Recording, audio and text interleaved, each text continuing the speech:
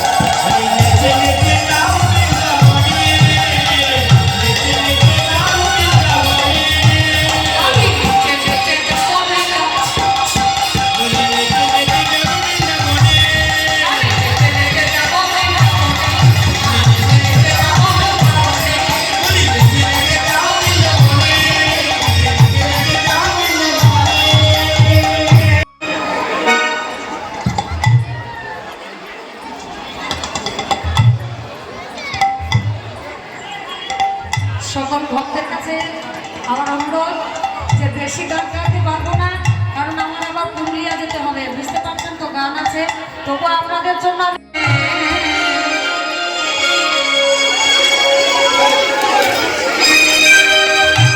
কে গালিল রে,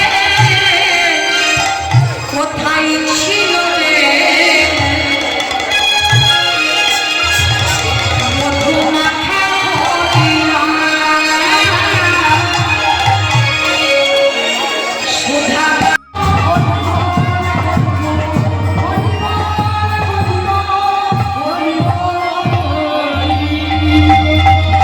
সবাই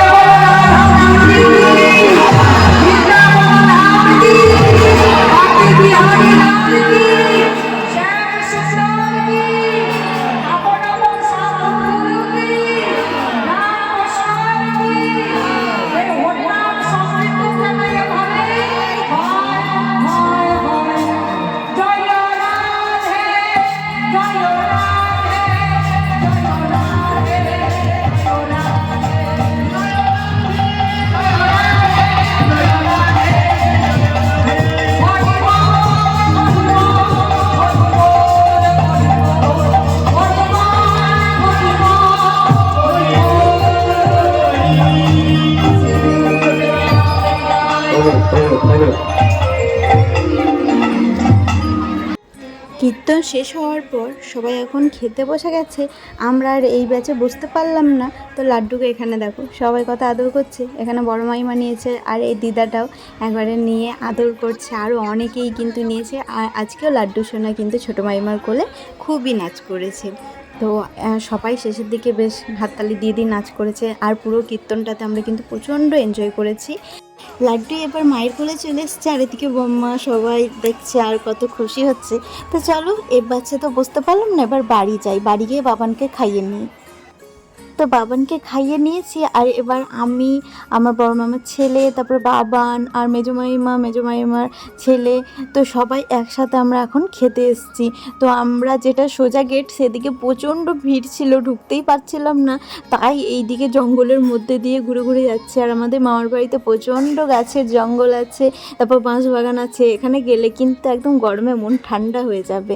তো বাবানের তো খাওয়া হয়ে গেছে বললাম, আর মা আজকে যেহেতু মঙ্গলবার করেছে সেই জন্য খেতে পারবে না, তাই বাড়ি চলে গেছে। আর ওর সাথে লাড্ডুকেও লাড্ডুকেও ভোগ লাগানোর কথা ছিল, তাই মা লাড্ডুকে নিয়ে চলে গেছে।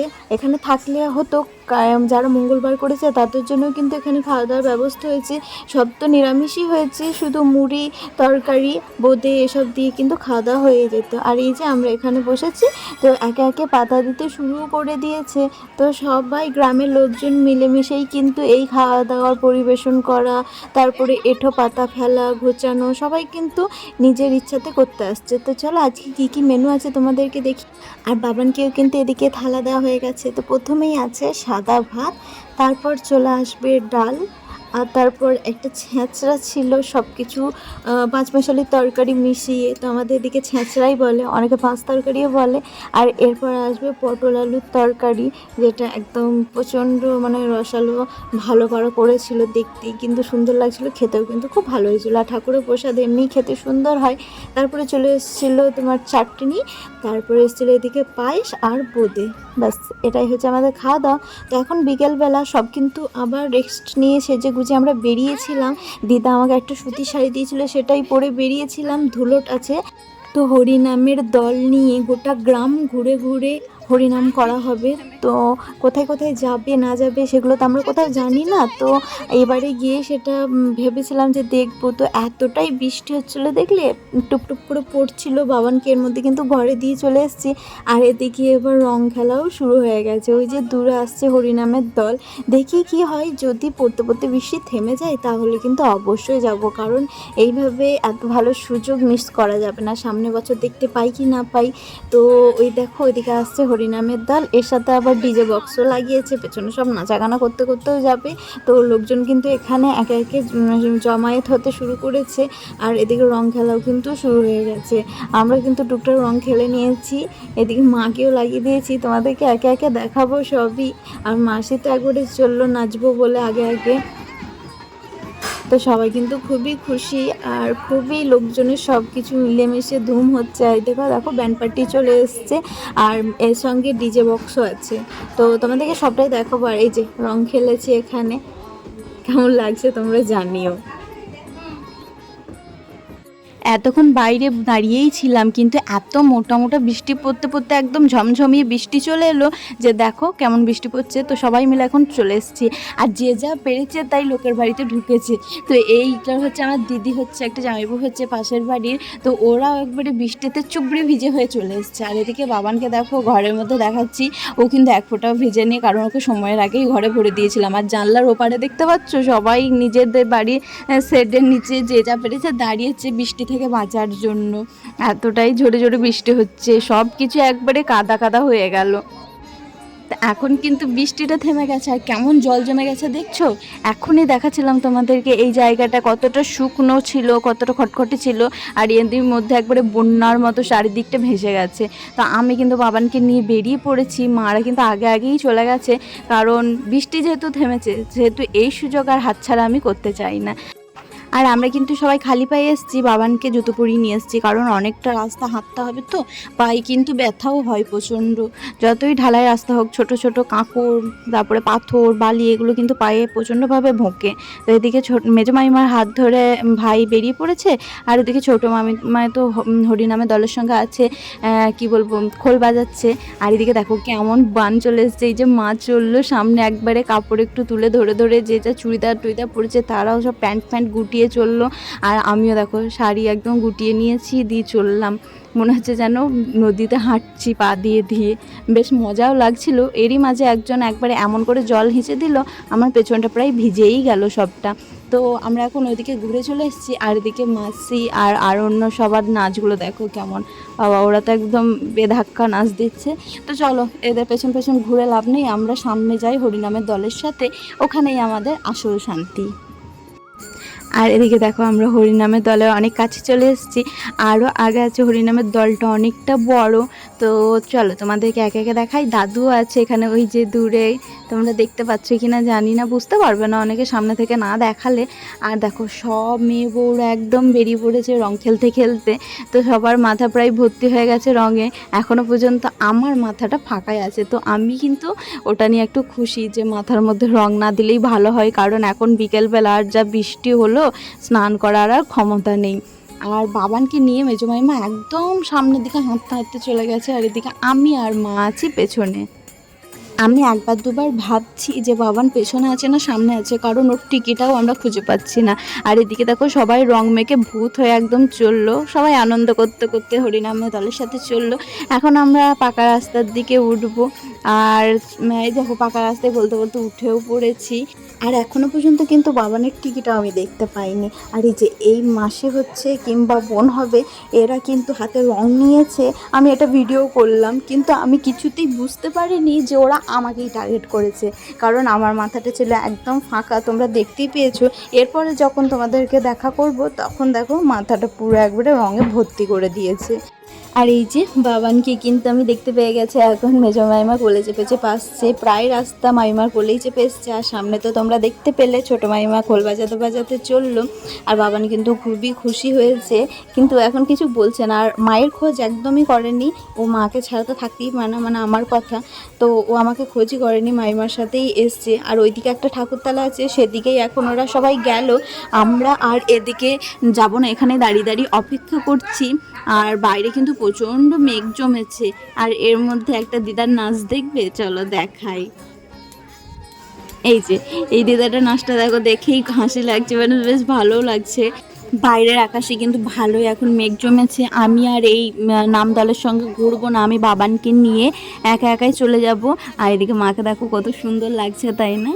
তো সুন্দর সুন্দর হয়ে গেছে, আর এরই মাঝে কিন্তু আমি ভিডিওটা করেছি। তো চলো মারা ওইদিকে যাক, আর আমি এদিক থেকে ঘুরতে ঘুরতে বাড়ি চলে যাব। এবার বাবানকে খাওয়ানোরও সময় হয়ে যাচ্ছে, আর মেঘ চলে এলে যদি বৃষ্টি পড়ে তাহলে তো ব্যাস আর কোনো কথাই নেই, সাথে একটা ছাতাও নেই যে আমরা আড়াল হব। তো এদিকে মাইমা আবার খোল বাজাতে বাজাতে চলে এসছে, তোমরা দেখো মাইমাকে কিন্তু খুব সুন্দর লাগছে, সেই জন্যই কিন্তু বারবার আমি এই ভিডিওটা দিই তোমাদেরকে। তো চলো আর বেশি দেরি করবো না, বাড়ি পথে রওনা দিই। বাড়ি চলে আসার পর বাবানকে খাইয়েছি, আরও যা যা কাজকর্ম সবই সেরেছি। আর এর সাথে ভিডিওটা আমি এখানেই শেষ করছি। তার আগে তোমরা এখানে দেখে নাও পাপড়ি চাট, যেটা মেজমাইমা আমাকে মেলা থেকে এনে দিয়েছে। তো খেতে খেতে আজকের এই ভিডিওটা এখানেই শেষ করছি। যদি তোমাদের ভালো লেগে থাকে তাহলে অবশ্যই লাইক কমেন্ট শেয়ার করো, আর নতুন কেউ হলে চ্যানেলটা সাবস্ক্রাইব করে দিও। ফেসবুক থেকে দেখলে পেজটা ফলো করে দিও। টাটা।